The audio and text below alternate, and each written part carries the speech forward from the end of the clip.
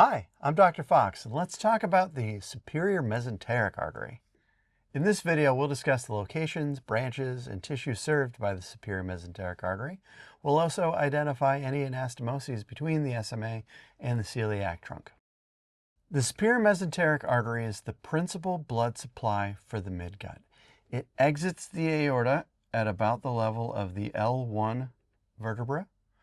Its first major branch is the inferior pancreaticoduodenal artery, which has anterior and posterior branches serving the head of the pancreas and the duodenum. There are also very many intestinal branches, so jejunal and ileal arteries that serve the small intestine, and then colic arteries, the ileocolic, the right colic, and the middle colic arteries, which go out to the marginal artery, which is the major anastomotic cascade serving the colon, so that we can serve the cecum, the ascending colon, and the transverse colon, and so on and so forth. That inferior pancreaticoduodenal artery is very difficult to find in dissection, but it is heading right laterally and a little superiorly. And it's going to have both an anterior branch, which runs anterior to the head of the pancreas and duodenum, and a posterior branch, which runs posterior to the head of the pancreas and duodenum.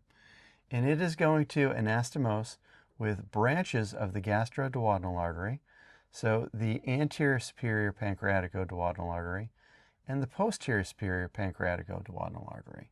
So this represents an anastomosis between the celiac trunk and the superior mesenteric artery. There are also anastomoses with the splenic artery serving the body of the pancreas. Let's take a look at some of these branches in detail from the cadaveric photo. So here we have the main trunk of the superior mesenteric artery, and we have the ileocolic artery coming down to serve the ileum and to serve the cecum, and we can even see a branch of this, the appendicular artery, serving the vermiform appendix there. Then we have our right colic artery and our middle colic artery. And as you notice, these colic arteries are actually running into the marginal artery, which then serves the gut tube through these straight artery branches. The marginal artery is an anastomosis between both branches of the SMA and the IMA, and it is a gigantic anastomotic ring about the colon.